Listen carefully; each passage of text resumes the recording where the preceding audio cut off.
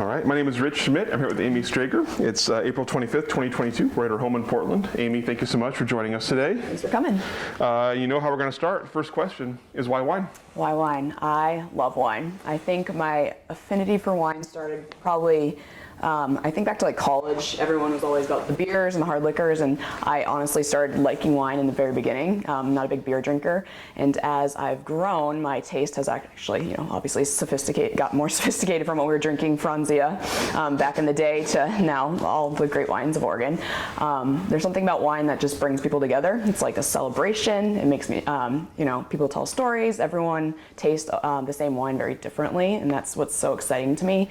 And to open people's mind to new kinds of wines is actually like my kind of mission these days, I guess. A lot of people don't know about sparkling red, and so once I discovered it, and it was such a wonderful discovery, I want to share it with everyone because a lot of people don't really know what it is and what it tastes like and where it came from and all that good stuff. Well, let's back up a little bit and talk about life before wine. Yeah. So born and raised, and I was actually born in Massachusetts. My family's from the East Coast, but my family moved to Colorado when I was 1 year old. So I basically call myself a Colorado native because I lived there my whole entire life. I love Colorado. Unfortunately, there's no wine. Well, there's beginning to be good wine there, but back in the day there was none. So my family's all East Coast, and they slowly moved to the West Coast. My dad and his brother started in the stock market, and they really loved the weather in Colorado because after those East Coast horrible snowstorms and humidity in the summer, they thought Colorado's wonderful because of all the sunshine. So I've been there, and then after I went to high school there and college there, and I got my first job in advertising. I always wanted to be an ad major. I fell in love with it. I think I was in like middle school. I saw like the behind the scenes of making of a Pepsi commercial, like all the graphics that how they got the little guy into the Pepsi glass, and I was like, that is so cool. And then I saw another thing about food styling and how they use like glue to put for cereal, so that like for cereal commercials it looks like milk, but they actually like glue it all together, and like how they make things steam, and how I thought that was like so interesting. That was probably in like 8th grade. And so did high school, and wanted to go to CU Boulder, and basically my dad's like, if you stay in state you can study abroad, and I love to travel, so that was definitely because I was thinking about going out of state. And so went to CU, and they didn't really have an ad program. It was more a part of the journalism school. So I learned a lot about not wanting to be a journalist. But when back in the day, they were like, there's 2 routes in advertising. You can be an account person or you can be a creative. And I love the creative part of it, and I feel like I'm very creative. But I was like, definitely don't want to do the account side, but I kind of wanted to know, like, was there more? Like, is there more than these 2 routes? And I'm a self-taught designer. Back in the day, there was like one class that you can you can take a weekend to learn Photoshop and Illustrator and all these things, and they try to teach it to you in 2 hours, and that was like my how I learned about design. And I was like, this is awesome, but like I don't know, I don't have an in-depth understanding of these programs. So basically started working for this direct mail company in Denver, and I knew right away that direct mail is not what I wanted to do. It was very boring, and not like it was an older kind of company.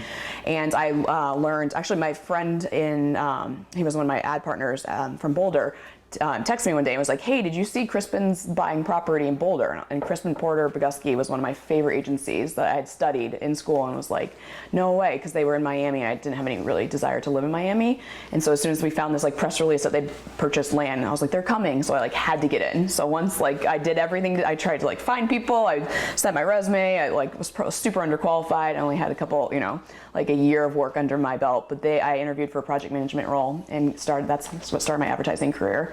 And it was the craziest 4 years of my life. We worked all the time, all weekends, but it was a really fun, creative, young, kind of incubator of now I look at where everyone is in the US, and they're running amazing agencies in Atlanta and Texas and LA and New York. It's just everyone that was around that time that we were in Boulder, it was such a creative, amazing place that everyone followed Alex Bogusky, and really there's just a bunch of very smart people. And being a project manager, I got to work with all the different departments, so I got to see what every person actually did, and what's opened my mind to advertising. I'm like, oh, there isn't just 2 routes. There's you can be an account person, but you can be a media person or a strategist, or you can be a producer. And I really like making things. That's what really brings me a lot of joy.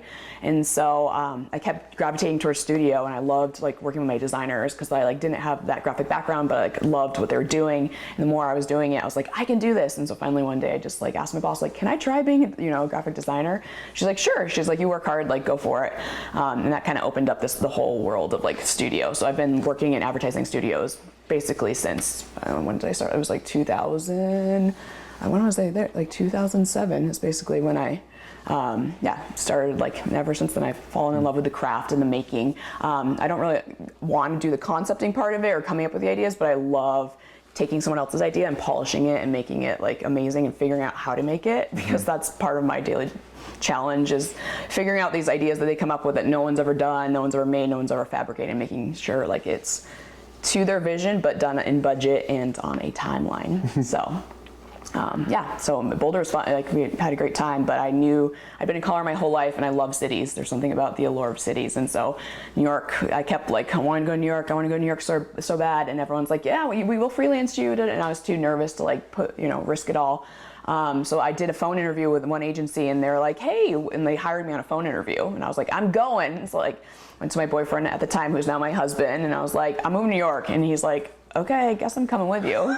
And to the point where my mom was like, just go. I'm so sick of you hearing you talking about moving to New York. She's like, just go. And I went and it was the best time. I still dream about it. I love it. The city, there's the energy of the city, the people, the creativity, the art, like the food. I'm such a foodie. All the bars and like, it was just, I love it. No one ever, it's like you never have to sleep. You can always run, and do whatever you want. And you're in different neighborhoods and you're in different parts of the city. It's like you're in a different world. So I love the adventure of it. And that's actually what brought me to learn about Lambrusco. Me and I think he was probably my fiance at the time, but we were living in the East Village, which I loved, like the neighborhood feel, and just like you could walk anywhere and you had like all these different cultures and all these different restaurants. And we love pizza. We were always in search of like the best New York pizza. So one of our favorites that we learned, I think we saw it like on the Food Network. We'd watch it and we'd be like, we gotta go, it's down the street. Because like in Colorado, we'd watch these and I'd like put them on a map and I'd never be able to access them. And I'm like, oh my God, like that one's just down there. Like we gotta go. So we went to this little pizza shop in the East Village called Mortarino's, and they do wood fire pizza, and it's super Italian and just like simple. They have like this stracciatella pizza with just cheese and just the bread, like it's just like so good. It's like it's olive oil and cheese and bread, and it's delicious because I love white pizza. That's one thing I learned in New York is like I don't need the red sauce. Like I'm all about the white sauce. But it was a hot summer day, and on the menu it said down below it's like fizzy red pizza wine. I mean, I was like, because at that time me and my husband only drank red. I wasn't have a lot of exposure to whites or rosés, and everything was red. And in the summer I didn't really want to drink red wine because it was so hot in New York. Like you're constantly sweating, it's super humid. And I was like, what's this red fizzy pizza wine? And the waitress came over and she's like, oh, it's Lambrusco. And I was like, let's try it. And like changed my world. I was like, you can have a cold sparkly red? What?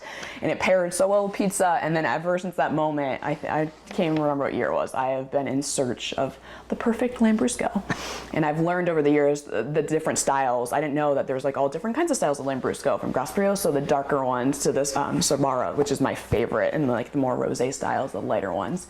So I was always looking, always searching for them. And they're not readily available. And the funny thing is when you talk to people about Lambrusco, I think everyone has that like old stereotype of the rennet, like that really sweet syrupy thing that your grandma used to drink. And like, I was like, no, this is such a beautiful wine, like a sparkling wine that could be so beautiful.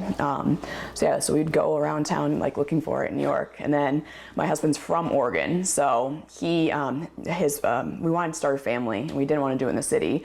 And so he would always be like, hey, wine country is like 45 minutes from Portland. Like that was the lore. And like the only experience I had at wine country, it was in California. So like I think that's also why I started liking reds, is because we'd go to Napa and Sonoma on girls trips and like have those like big fruit bombs. And now my taste has totally changed, where they're like, you want a cab? I'm like, no. And they're like, do you want a Syrah? I was like, absolutely not. But I did study abroad in Australia, which turned me on to like Australian wines, and we did like Hunter Valley, which was really cool, and like got to taste some port there, which I didn't even know. But they obviously have great Syrahs, but it's just like I started learning about like how different wine could be, just based on the geographical location.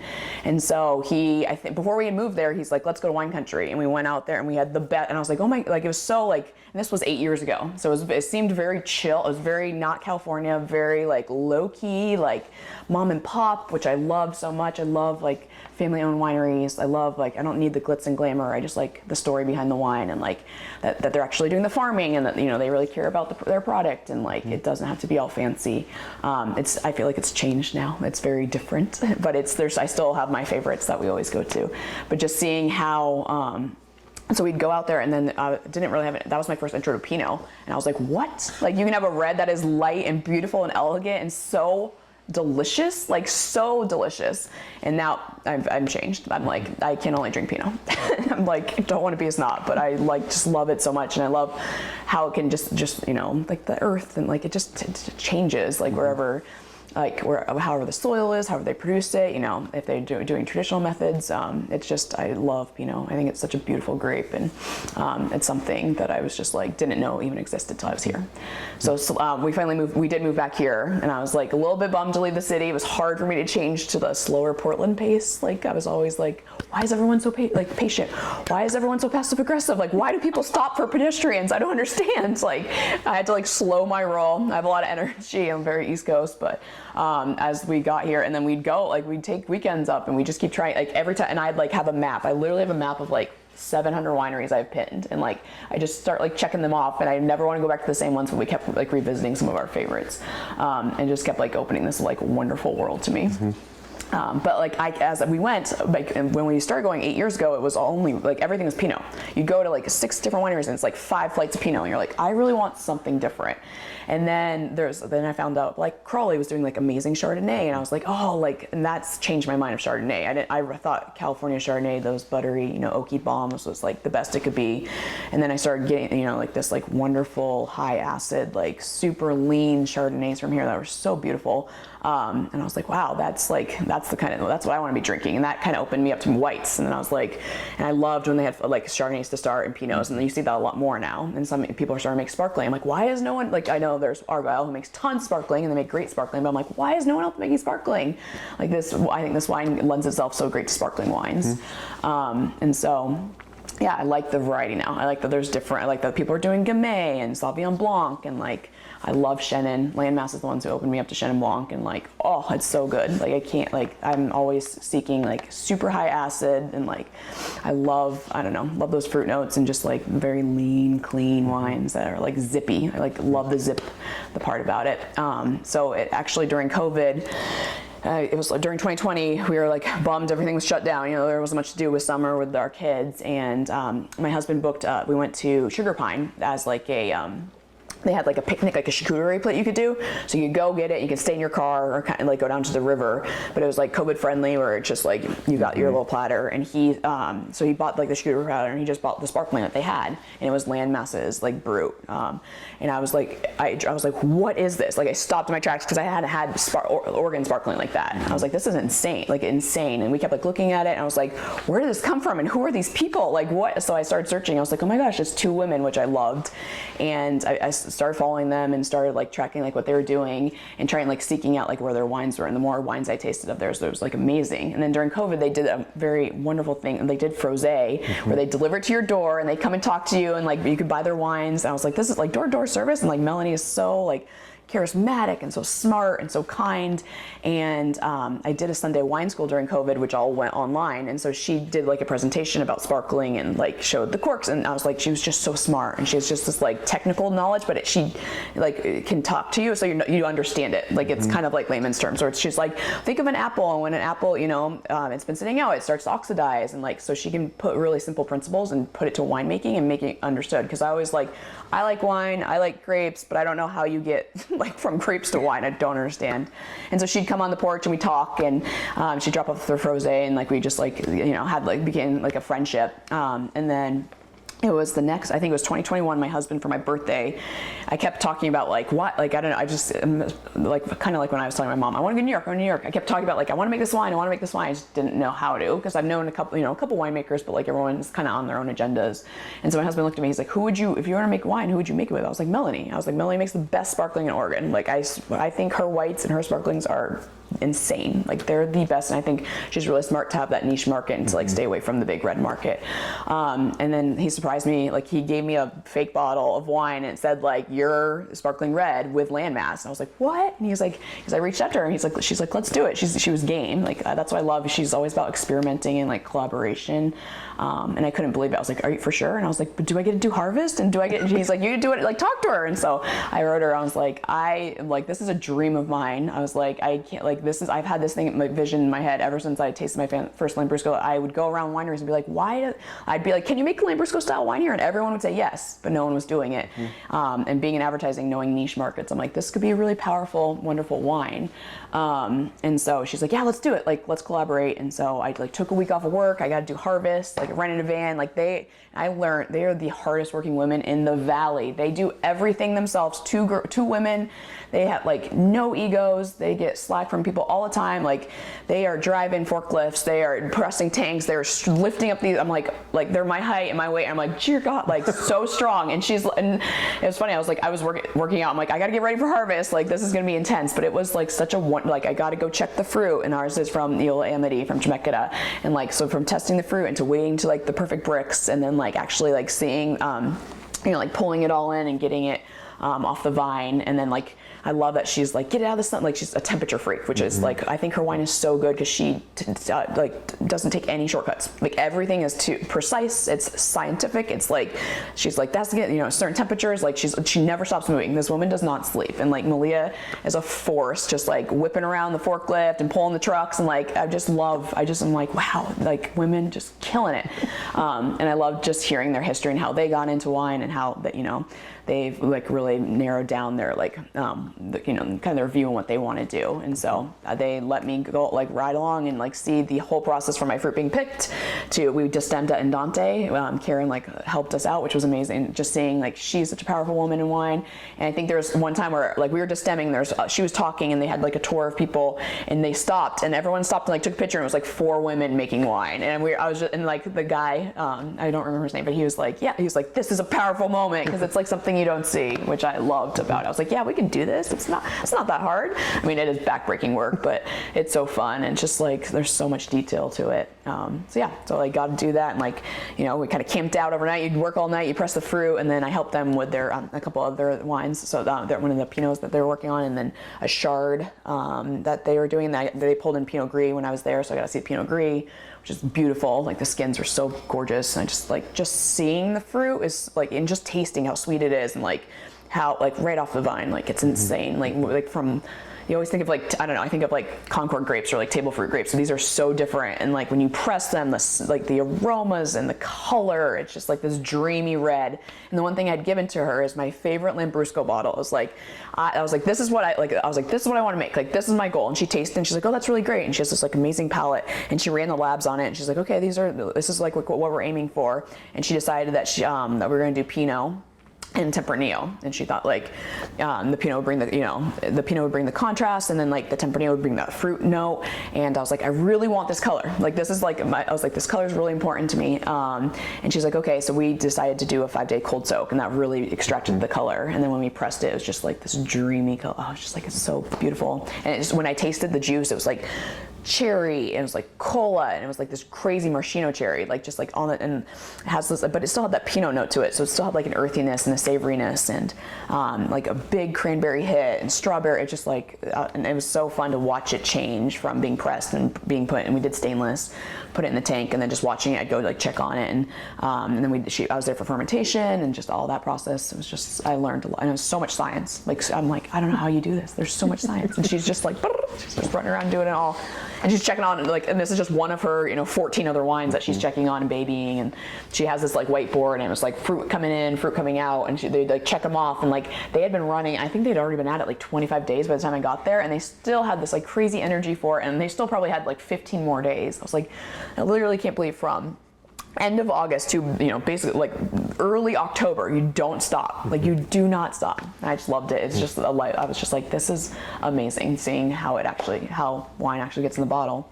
And then me and my husband, since we're designers, we really had obviously had a vision for what we wanted the label to be. I wanted it to be fun, and I wanted it to be like a celebration. But also, we chose rocks because I wanted to tie it back to Landmass, because they're always about the land and where the grapes come from, and the sites that they pick from that they really believe in, and they really want good fruit. And so yeah, we went through all these renditions of all these different labels. But yeah, we settled on this, and we really wanted to incorporate my son's art because he just does these beautiful lines, and he's been a part of it. Yeah, it's been really fun. It's wild that it's actually here and you can taste it. And people really love it.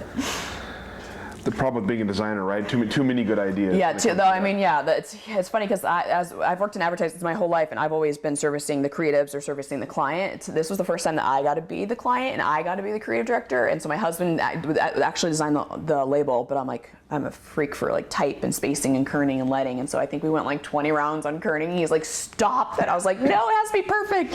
And like we actually we got like another bottle, we mocked it up, and like, because I was just like, I have to see like how everything fits. And the one thing I really wanted to bring forward is that it's a product of Oregon, because I think a lot of people don't understand that sparkling red can come from here. And I just love that, like, it is a Lambrusco style wine inspired by Lambrusco, but it is definitely an Oregon wine. And I think, I think it's really exciting.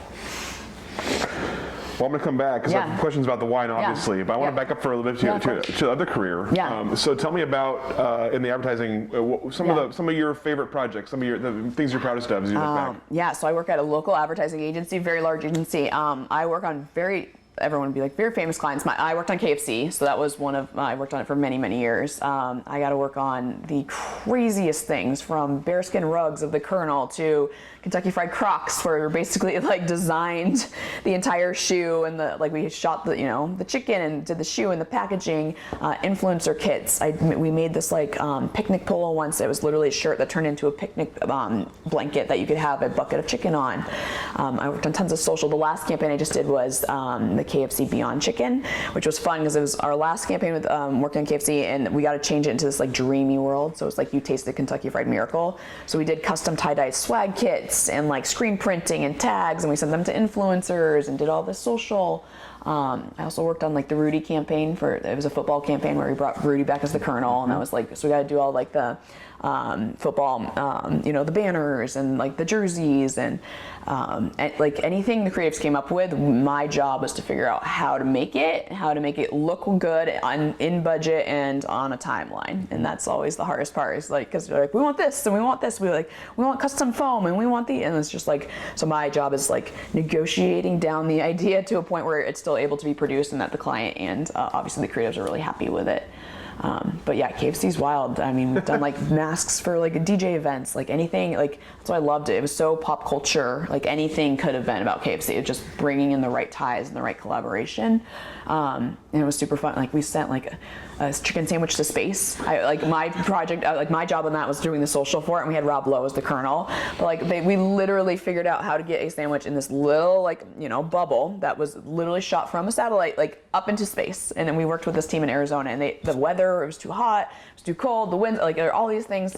It's just, and like the creatives were there, and I think they're in Arizona forever because they had to like wait for that perfect launch day and like the parachute, and like they made this whole video, and like it went up and it was supposed to tweet from space, but that didn't work, and it was supposed to stick a little flag out, and I don't know if that happened, but like we did. It was really fun to watch, and there's a camera in, but to watch it go into the atmosphere was like, I'm like, when you go into advertising, people think like you're gonna make some newspaper ads or print ads, but I'm like, no, I make weird, crazy things all the time.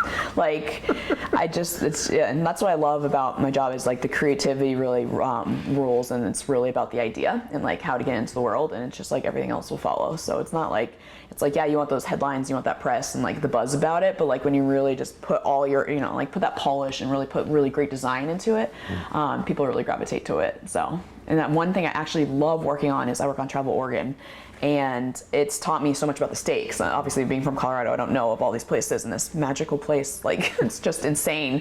And we always are featuring wineries, and like I was always like, oh, like I gotta go there, I want to do that, and like the rivers and the gorge. And one thing I love is when since Landmass moved their facilities in Cascade Locks, just like that drive, I'm like, this is a dream. Like I always battle with people like, is Colorado or Oregon more beautiful? And it's a very hard, but like I can't pick. I have to land in Colorado just because I'm from there, but like this place, Oregon, is magical. And like, yeah, the weather's not great, but like the things that grow here, I'm like, why does everything grow so good? And my husband's like, because it rains all the time, and it's the weather, and it's it's the soil. So it's just, I love how you can go in different worlds. Like there's like the desert, and then you're in the mountains, and then you're at the coast, and then you're in wine country, and then you're in the gorge. So yeah, but pressing fruit and Cascade Locks and like walking out on like the river, I was like, the Columbia River, I'm like, wow, like they have such a beautiful setup. It's just, and I love that and they get, some of their fruit from Underwood, and they have, some from Washington and Southern Oregon. I just love that they're really open to like getting fruit from everywhere. And they're kind of like away from the valley, and they like really differentiate. And they're like a very good tourist stop. Like so many people go up there in the summer and the spring, and I think it's really becoming the next like wine destination, which is really exciting. So I'm excited for them. Absolutely. Me too. I'm excited to see their new setup. I haven't seen it yet. It's awesome. I'm excited to see it. Back here, one more question for you about kind of the graphic design part of things, since this is a big part of your life. Is there a particular thing you've created that you're proudest of as you look back and like in terms of like time and budget that you just had to like create? Oh man, there's so many. Give us a good example. I think working on a Super Bowl spot was like, I worked on TurboTax Super Bowl spots, and it's funny when I came out of, I always talk about goals and like I always make these like goals that like try to push myself towards. And when I came out of college, I had 3 goals, and one of them was to have a billboard in Times Square, to work on something that donate money to cancer research, because my father had stage 4 cancer, which he's now in remission, 25 years, and to get a Super Bowl spot. Like that's like the advertising, the top that you can go. And I was able to achieve, like I worked on an Aveeno ad that went in Times Square that I was like walked out, and when I was in New York, and I was like, oh my God, it happened. Like it's just so wild. And like worked on Phil Knight Cancer Foundation, the newsprint ad, which was really cool when we worked with OHSU, and then Super Bowl spots, like TurboTax. It's funny because you're like, they concept these spots, and it's just like you start like 9 months ahead or something, and it's just like constant, and it's like so much pressure and so much, and like music and the videos and actors, and it's always like so many things and so much client pressure. But you would just come together, and then like you've seen it so many times. By the time it goes on TV, you're like, I don't want to see it anymore. But like watching people watch your spot in the Super Bowl is insane. It's just the best feeling in the world. So I got to do a couple years of Super Bowl spots, and I just think it's the biggest platform, biggest audience you can get out there. But there's been like things I'm really proud about, like fabrication things, like things that have never been made, and just like things that are real, like, we made, they took a meteorite and we chipped it, we made it into like a chicken sandwich. So it's just like stuff, and then we sold it, and then someone bought it. So someone out there has a chicken sandwich meteorite in their home. So, and we've done like, just like anything with the Colonel's face, we've done statues and busts, and like, it's just like these things that you don't really think of. And one thing I'm really proud of that was really hard to do was during COVID, since we worked with the state of Oregon. Travel Oregon has an alliance with the governor, so it was Kate Brown. She came to Wyden with a question about like, can you guys we really need to get masks on people's faces. Like, this is really scary. It was very early. It was like right when everything was happening. And so it was during the holiday time where they were worried that everyone was going to, go see their family and travel, and everyone's gonna get sick, and especially when, there wasn't the vaccines yet, and it was really a scary time. So we did an ugly, kind of like ugly sweater holiday mask theme thing. And we worked with Portland Garment Factory, and we made like 10 different ugly masks that you could buy, and they sold out in like, I don't even know, like under a day. And then we worked with local artists to make these like crazy ones. Like one had like a reindeer dunking that was like a blazer, and like some had lights, and one was it was a holiday ham, and it like smelled like ham. So it's just like we're like that kind of like, and I just remember I was like, how do we do like 25 custom masks? Like, how do we do it? And we literally concepted it Thanksgiving, and this thing had to be live by like December 1st. So it was just like pulling everyone together. I just like threw it out to a bunch of designers. A lot of them sewed their own things. One had like a bunch of little baby elves, and then she recorded like a little audio on the thing, so they sang in this like creepy little tone. So it was just really fun. And then seeing that was really picked up. We sent them to influencers as well. So some people from bands got them, and it was just like, it was really fun. But it made it a subject that was scary and not as fun, and brought some like holiday cheer to people. So it was really fun to work with Portland Garment Factory. They're just such a wonderful partner and collaborator, and everything's local, women owned, and I just love them. So you talked about kind of the big moment for you was kind of meeting Melanie and getting into the sort of the landmass sphere of things. So tell me about how that relationship grew, and you mentioned kind of working with them and seeing all the work they're doing. Yeah. Tell me about how you felt like your role of that was. What was your piece of that? How did you feel like you fit in there? Yeah, I think I brought her this vision, obviously, and like told her like this is what, and she made like, I remember when I first tasted it, like I started to cry because I was like, you nailed it! Like she nailed it, like the color, like just everything. And when we did like the blending day, like we just blended like. it was just something that I've had in my head, and to see it come to fruition and then see her love it and see Malia love it and see like our friends like taste it and like be so excited about it. And now I'm seeing it like out in the market and people are just like loving, like, because it's like their intro. A lot of people haven't had sparkling red. They didn't realize a red could be like this. So I love like the surprise factor, and people are like, we want more. I'm like, we don't have any more. We're sold out. I'm sorry. So next year I look forward to like growing, and this year was kind of, we kind of said it both. We were like, it's kind of an experiment. Like we don't know how this is going to go. Like obviously it was like we have a lot of design things, and I know that she leaned on us kind of for like some of her label stuff. She's like, I don't always love my labels and like my branding and all this stuff. So we kind of gave her some of our visions and like what like we would do with the Landmass brand, which I think was helpful for her. So it's kind of like we balanced things off each other. So like we came with the design perspective, the social, like social media, and these are the things that we like want to do and kind of push these things and this kind of party we want to have. And she brought like the science and like, obviously the winemaking skills and like, but she was so knowledgeable, like just like sharing her knowledge. Like there was no secrets, nothing. I'd ask and she'd always answer. Like I'd write down things or I'd text her late at night and I'm like, why did you do this versus this? And like she just always had these like, I mean, that's how she learned, is like watching her mentors and like just like following them along and doing all these things. But I really appreciate how like thorough and like their sanitation, they have a 5-step sanitation process, like how like everything is 200%, like nothing is left unturned. They will work until like they are about to fall asleep, but it's all about making the best product. And I honestly, every time I taste a different one of their wines, I'm just like, nailed it. Like she's just like, she brings this like expertise, and I think she's like the next big thing. She is so talented, and I'm really happy for her. But yeah, it was fun. Like I also got her to bring her into my agency, and like we did like a little wine tasting party with her, and that was really fun. And she was like one of the first wine kegs that we brought into the agency, and people were really excited because we always have beer kegs, but we don't have wine kegs. So just opening up wine to more people is having access to it. I think it's just such a beautiful thing.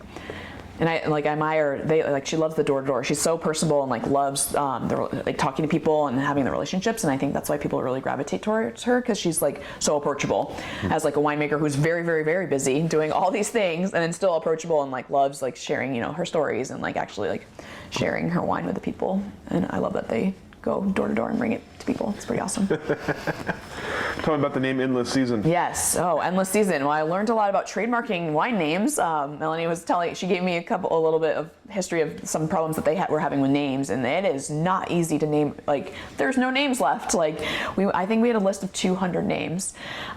So we found one we really loved, which I'm not going to share because it's a beer company, and I was so sad because I was like a brewery owned it and a beer owned it, and so I kept going through these names, and I was like, I don't want anything Lambrusco about it, but I wanted something like celebratory and something that was like, I don't know, that was different. And like after you like go through 1,000 and you like, it's trademark, like I definitely wanted to trademark it.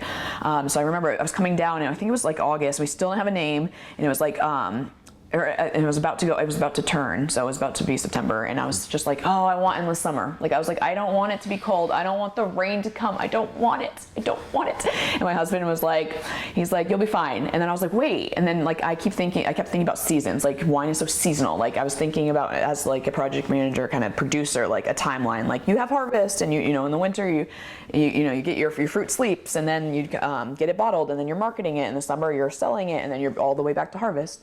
And so I was just like, I was like, I love Endless Summer. And then all of a sudden the word season like kind of popped in my head. And I was like, I love that this wine also, what I love about the name is it is a wine that can be drinking every season. Like in the summer, you can like, it's such a good, outdoor wine, like sit on the patio and enjoy it. It makes really good Aperol spritz. Like it can be, it's like such a good cocktail wine, but in the winter, it's amazing with turkey and like those like heavy holiday feasts. It's like bright and, it's like really good with appetizers and meats and cheeses. It just pairs so well with food. Like there's not a food out there I don't think it goes well with. So I just kind of like that it had endless opportunities, and it was like it's very seasonal. It can be really drink in any season. So and when it was available, and I'm hoping that everything comes through, we're still waiting on finals, then yeah, everything's delayed. So and then yeah, it just kind of took on its name. It's kind of a life of its own. Like it's just like a like it's a celebration. It can be used any time of year. You don't have to like wait. You have to like store this wine and save it for winter. You don't have to wait. In the summer it's not too hot. Like it's just like it's the perfect. It actually became the perfect name. So. You found it. I found it. It was not easy. And people who name all their wines, God bless them. I don't know how you do it. I'm like, I don't think I could go through that again. It's very challenging. Everything's taken. So it's very, you have to get really creative. But it was a fun process because we worked, like me and my husband would like, you know, go off like names off of each other, but it's like, I don't know, nothing stuck and nothing was like, you know, nothing was sticking. And then this came in, I just like, it felt good and it felt like it fit. I'm glad we went with it. And then my husband, designed like a logo for it, which is really pretty ES, and like it's just, it all like came together. So it's awesome. So once your wine is made, once it's in the bottle, tell me about what happened. What happened next? Yeah. So we got it bottled, and since I'm going on sabbatical, I really wanted to get it sold or like get it into the world before I left. I'm leaving actually on Sunday, so like a week from now, and so it was ready, and we were bottling it. I was able to work with 2 photographers from work, which was amazing. They're very gracious. They donated their time, and we shot in the winery. So we shot the process of bottling, which was really fun. And then I really wanted to have a release party because I'm like, what's like, this wine's a party wine. Like you want to celebrate, you want to spray it all over the place. So I'm really close with the owner of Bar Casval, and so he was like, and I was like, I want like an intimate space where, you know, like it can be friends and family, and so they can taste it. And he was like, oh yeah, this would be a great space. And he did like really delicious tapas that went like so good with the wine. And so we had a release party, and it was so fun. Like so many people came, and people loved it. Like I was just, it's so interesting. Like, you have this vision in your head, but when you actually see it in glasses and people walking around and tasting it and cheersing you and be like buying cases, like people were, I'm like, oh my God, there goes all my wine. Cause like they were buying so much of it, which was amazing because it was my friends and family, but I'm like, I don't know if I have any left, which is a great problem to have. But it was really cool because the day before Landmass released it to their wine club. And so they were serving it at Cooperativa. And I just remember like seeing strangers order at the bar and sit down and drink my wine and enjoy it. Like I was just like, it's the best feeling. There's no other better feeling than that. Just like having people actually really like it. So. Does it feel like it's yours as you do? Does it feel like, do you feel the ownership of it? Yeah, well, it's funny. My husband, they meet Endless Amy because I'm always like, I want to do this, and I want to do this next. And Melanie's probably like, she's like has so many projects. She's because I'm always like, we should do this. And she's like, yes, we will do this. It's like we also did a really fun product shoot. I've had this like I want to show it off, like, you know, like spraying and overflowing. And so when I was looking at my social, like I can only take certain kind of photography and kind of like mood and swipe. And I really wanted to like have something that looked professional. And so at work, the 2 women photographers, and I love that it's been all women the entire time, but they helped me shoot it. And it was just like, it was a 9-hour shoot of just like spray and like, but we didn't want to waste it. So we were like trying to like safer and like only like cranberry and colored water and some salt sometimes make sparkly. But we had like really fun, we did like a pizza setup and a cake setup and like just tons of like rocks and colors and pops. And so now my social media, I have so much great content that I can share, and I'm just like holding on to it and slowly rolling it out. But it's just fun. It's just like it's the mood and the vision I had, like how I want this enjoyed, and like that fun, bright, poppy color that's just like a party. And that really reminds you of summer, because I really love summer. It's my favorite season. So it's coming up. Yeah, I know. Thank God. Yeah, we're almost there. I know. I can't wait. Tell me about where you feel this fits in, like the Oregon wine industry. What part of the industry do you play? I mean, I'm noticing that, you know, obviously there's a lot more sparkling that's coming to the market, but like I mean, since it's a red, that's why I think it's very niche and very unique, because like there's not many people. I mean, there are some people are doing sparkling red, but not like in this kind of style. So I think it's going to be a treat. And I found like Lambrusco has a huge following. Like I always was like, I'm a Lambrusco fangirl, and like people really love it. But like the more I talk to other people, like people really like it. And it's interesting because like there's so many styles of Lambrusco. So I'm like, what kind of style do you like? And I don't think people realize that there's like all these different kinds. So I think like just getting it out there and just like in more places and just like becoming a more like, I don't know, like thought of wine. Like I think that like you go and you're like, oh, like everyone drinks rosé, and I don't want to hate on rosé, but I think it's boring, and I think it tastes watery sometimes. Like there's really great Oregon rosés out there, but then there's a bunch of noise and a bunch of not like rosé to me is just like everyone's like summer water, which it is, and like but there's some people in the valley doing really really great rosé, and you can that Pinot rosé, like, you know, rosé Pinot Noir, amazing. But I just want to differentiate myself from that. I want like this is flavor, this, you know, high acid, big buzz, like big fizz, like it's something that will that you really want to savor. So I mean, rosé is fine, but it's more of a hydration drink, I think, than anything else. And then like I love whites, and I love seeing sparkling whites. Like that's like when I traveled through Italy, like I saw sparkling Chardonnay, and I was like, what? Like, why is no one doing sparkling Chardonnay? Like, it is delicious. Like Pignoletta is delicious. Like I love these other white Italian whites. So it's fun to see. Like that's why I think I love Landmass so much, because she's like, her sparkling Chenin Blanc is like one of my favorite sparklings ever. I'm like, it's so good. It's exactly what I want in a sparkling wine. It's something that I like think about a lot. So I like seeing that more people are making it. I know, and Melanie would always say like sparkling is really hard. It's like way more technical. You need a lot more equipment. It is a pain in the butt, and that's also another reason why a lot of people don't do it, because it is not easy, and there's a lot more things, and there's corks and the cage. We learned about I learned about the cages and the corks and like all these things, and I'm not a natural wine person. I don't like pet nats. I like the big fizz. Like I don't want the crown cap. So I was like, I want it to be, forced carb. I want that big bubble. Definitely a more traditional style. But I didn't want to wait for the champagne style. So I don't have that much patience, but I love her traditional champenois. It is amazing. It is so good. Every time I drink her wine, it just makes me happy. So. What more can you ask than that? Yeah, I mean, yeah. And that one was like, she's like, yeah, that took 4 years. I'm like, how can you wait 4 years? Like 4 years? It's crazy. But now I get it. Like if it's worth it, it's definitely worth the wait.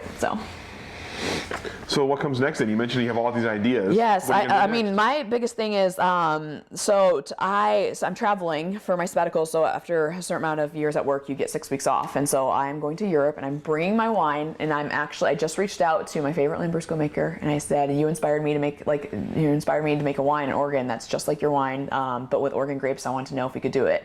And they're like, bring some. Oh my God, that's amazing. They're like, we're so honored to be a part of your inspiration. I mean, they've been doing it for 100 years. Like it dates back to, I actually connected with the son because it's like a family owned winery. And they're like, we will see you on this day. So I'm like bringing my wine to Italy and so they can taste it. And I can't wait to see I just want their reaction and like their thoughts. And I also want to learn more about how they make their wine. Like we know how we, make Oregon wine, but like, do they do anything different? Like and I know the fruit's different, and obviously, the climate's different and the soil's different, but like if they have any different techniques and kind of things that they do that they've like learned over the years, because that Lambrusco de Sabaro is my favorite, and we're staying in Modena, and I just can't wait to just go eat pasta and drink all the Lambrusco. I've like literally, I think we have 3 or probably 4 appointments every day, like just going around tasting Lambrusco. So I'm very excited, and just to like see if there's something else out there that I love too, and if there's another thing. But I keep coming back to, this is the one wine I drink a lot of wine, and this is the one I come back to all the time. So.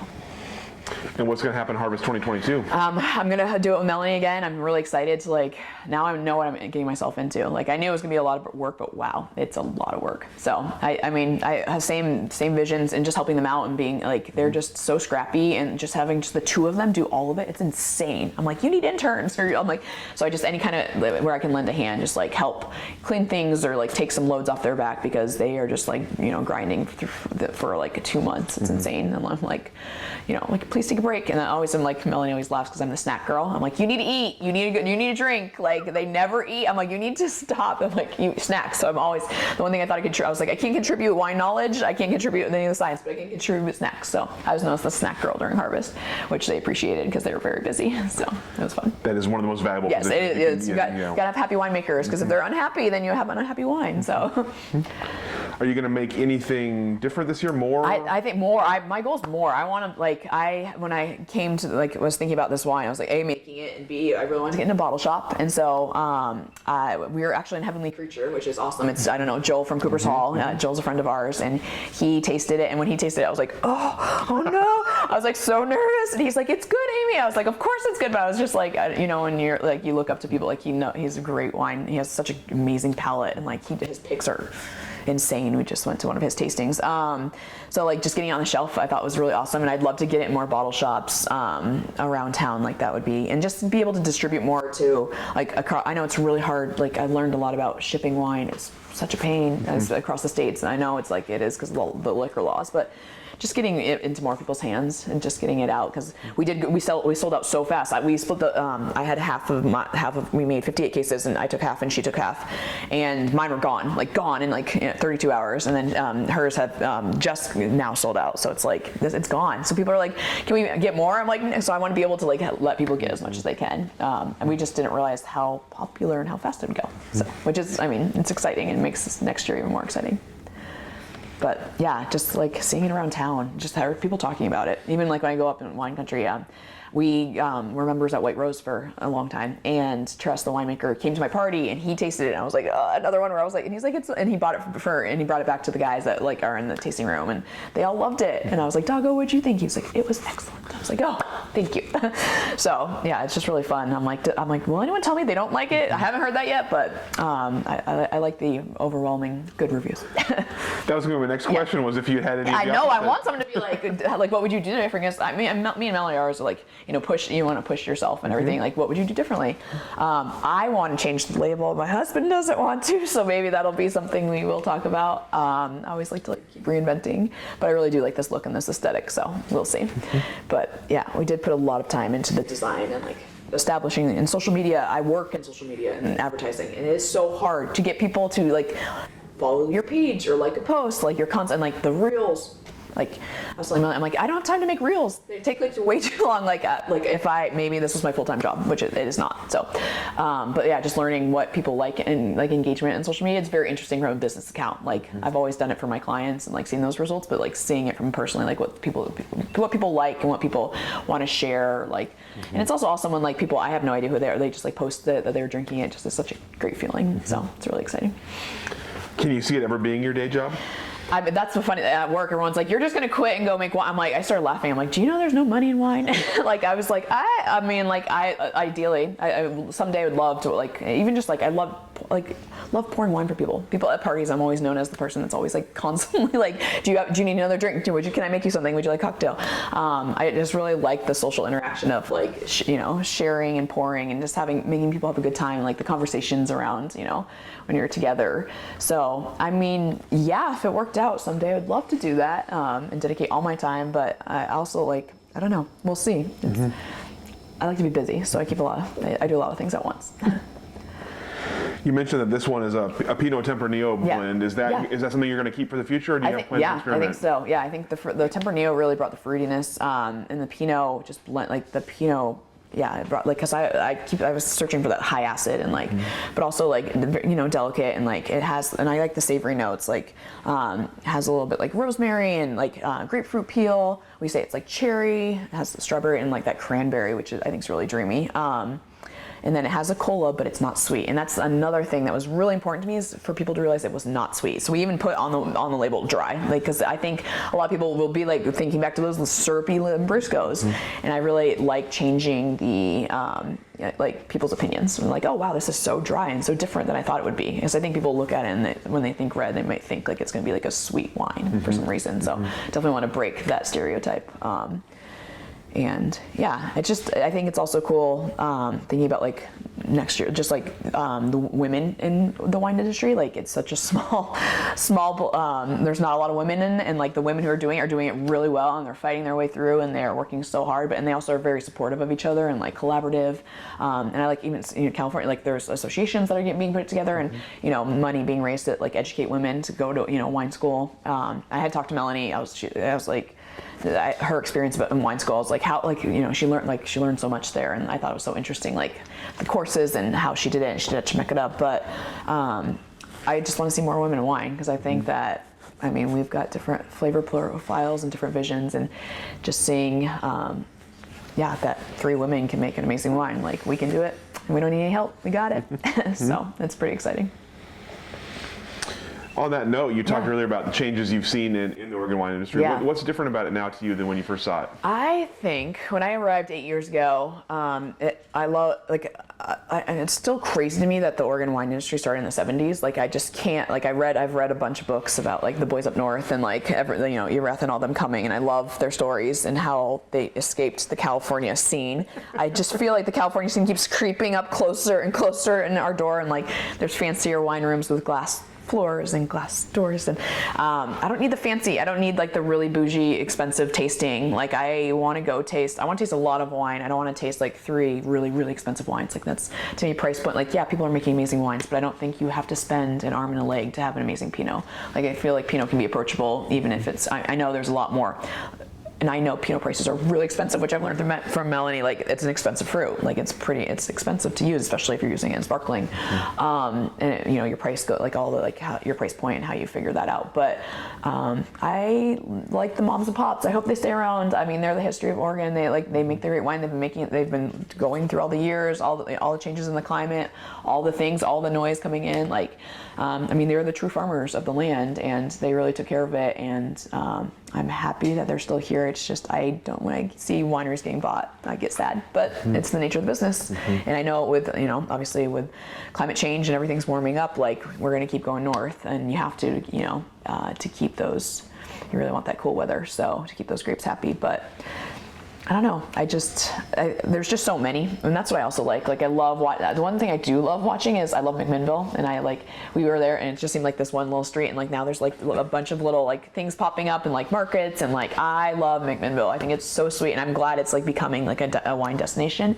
I just hope it doesn't turn into. I hope it's like a Healdsburg, not like a Napa Sonoma. Like I hope it stays small town and like really special, because I think it is such a special place, and it's like a hub of like so many great wineries that are there, and like the food, they're good restaurants. It's just really cute, and I love the Atticus. Like that's one of our favorite hotels in Oregon, and we always want to go there. It's just such a wonderful experience. They really take care of you. So I know you have to grow, and it's great, but I'm also like, I don't know. I like those like simpler tastings. I don't like the seated ones that take forever. I just like you walk up and talk about the wine and learn about their processes and like the land, and I don't know. I think I like the more informal, but that's just kind of how I'm. I remember when we traveled, we did a trip to Bordeaux, and we woke up one morning. It was like kind of gray and overcast and rainy, and we were doing the right bank and the left bank, and some some were so fancy, and like I love the ones that weren't fancy, but like I was like this feels like Oregon. Like everything felt like, or I was like, why does this feel so much like Oregon? The wine tasted like Oregon wine. And I was like, I literally looked at a map. I'm like, oh, if you just draw a line across the world, like we're the same, the same line. I was like, oh, that makes sense. Like, and I love that when we would say we're from Oregon, people are like, the French would be like, oh my gosh, you're from Oregon? Like the Pinots in Oregon, like the French would rave about Oregon Pinots, and that was like, I don't know, probably 6 years ago, and I thought that was so awesome. Because I was like, yeah, we're making world-class wine, like, and I'm glad it's kind of still under the radar. And I know, like, the more I go out, the more touristy people, like, the more tourist buses and stuff I see. So I know it's going to become more popular, and it should be. People should access this, but I kind of like that it's been under the radar, because like the wine is so good, and no one knows how good it is unless you actually are here. So. What comes next for the Oregon wine industry? What's it going to look like? Goodness. I just hope they keep, I think, different varietals. I think that's what's exciting. I know that things can grow, like, obviously Pinot grows here a lot, but like I love seeing Gamay. I love seeing, like I was saying, like Chenin Blanc, Sauvignon Blanc. I was like super excited to see Sauvignon Blanc. And I also like to see what like they're doing up in Washington. Like I think they're doing some interesting things too with different grapes and blends. And I don't know. I just want to keep seeing different kinds of wine, because I think obviously we can make Pinot amazing, but I think we can make all kind of wines amazing. So just seeing all those different things, because I think that's what makes it really interesting. Because like back in the day when you had your 6 Pinot tastings at one winery, you're like, it's great, but I can really like change it up. But also like if you know it's good, like Pinot's going to be good. But yeah, it'll be fun to see like different. I like seeing that Gamay is like sneaking in there, and Gruner, like I know Martin Woods is doing Gruner. Like, oh, Martin Woods' wines are so delicious. Like even like Riesling, I'm down with all of that, and like just more shards. Bring all the shards. Like I know there's a lot more shards, but I'm like all the shards, because I think our shard is insane. So nice. Yeah. That's all the questions that I have for you. Awesome. Anything I didn't ask that I should have? Anything we didn't cover? No, I was just talking about women. That was really important to me. No, I think that's it. Like, yeah, just want people to drink this wonderful wine. Awesome. And support, yeah. And I mean, you need to make more of it then. I know, yeah, we're gonna make more of it, and yeah, like I want everyone to check out Landmass, because they're killing it. I'm really proud of them. So. Excellent. Well, thank you so much for your time, for your hospitality. Yeah. We'll go ahead and let you off the hook. Sounds good. Thank you. Thank you.